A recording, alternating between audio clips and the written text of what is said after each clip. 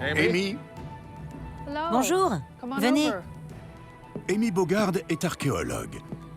Elle effectue des fouilles ici, à Çatalhöyük, depuis 20 ans. Bienvenue. Merci. Donc, Çatalhöyük est un site qui remonte à 9000 ans? C'est bien ça? 9000 ans?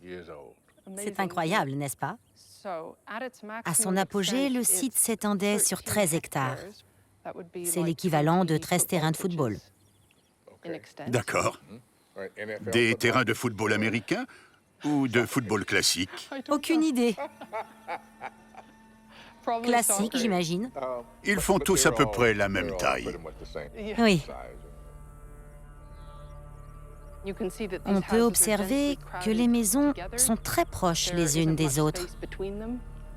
Elles sont même collées? Oui. Elles n'avaient ni fenêtre ni porte? Chaque maison avait sa propre entrée dans le toit. Çatalhöyük était une ville sans rue. La population se déplaçait en marchant sur les toits. Et c'est aussi sur les toits qu'ils travaillaient. Les habitants de la cité comptaient parmi les premiers citadins de l'histoire de l'humanité. Mais je voudrais savoir s'ils étaient aussi les premiers croyants. Pensaient-ils que leur monde avait été créé par un dieu? Amy m'emmène dans une maison qui renferme peut-être la réponse. À quoi servait ce trou? Il semble très travaillé. Est-ce qu'il avait une utilité précise? C'est une niche typique des maisons de ce site. Elle servait à cacher des choses, comme l'obsidienne, un verre volcanique qui avait beaucoup de valeur. Oui, on n'en trouvait pas partout. Tout à fait.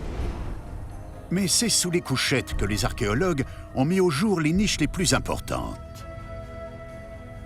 À quoi servaient ces trous? Ce sont des tombes, des fosses. Attendez. Un corps humain ne peut pas rentrer là-dedans. Un bébé, peut-être. Ils arrivaient à loger des corps adultes car ils étaient attachés très fermement, en position pliée. Les trous étaient régulièrement rouverts et des corps étaient ajoutés au fur et à mesure du temps. Ah, Les défunts étaient enterrés sous ces plateformes. Les gens vivaient littéralement avec leurs ancêtres.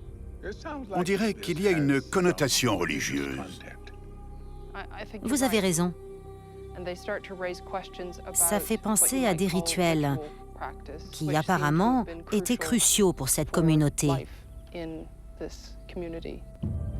Ces tombes sont-elles la preuve que les habitants croyaient en un dieu?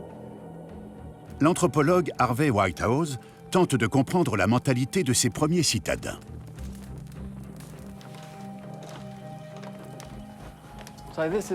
C'est une reconstitution assez fidèle d'une maison typique de Çatalhöyük.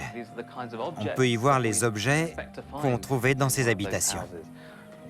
Là, ce sont des exemples de peintures rupestres. Ici, c'est une tête de taureau. Il y en avait souvent fixées au mur.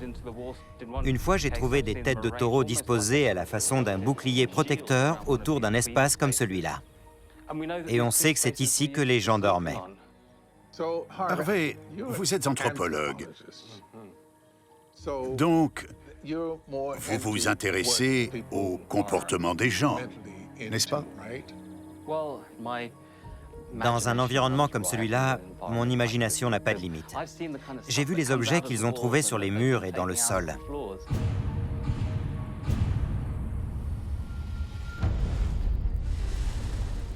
On sait que des rituels très intéressants entouraient l'enterrement de restes humains. Plus tard, des objets étaient régulièrement ressortis. On ne sait pas ce qu'ils faisaient avec, mais le plus souvent, ils étaient soigneusement rangés. C'est presque comme si ça n'était pas seulement une habitation domestique, mais une sorte de temple.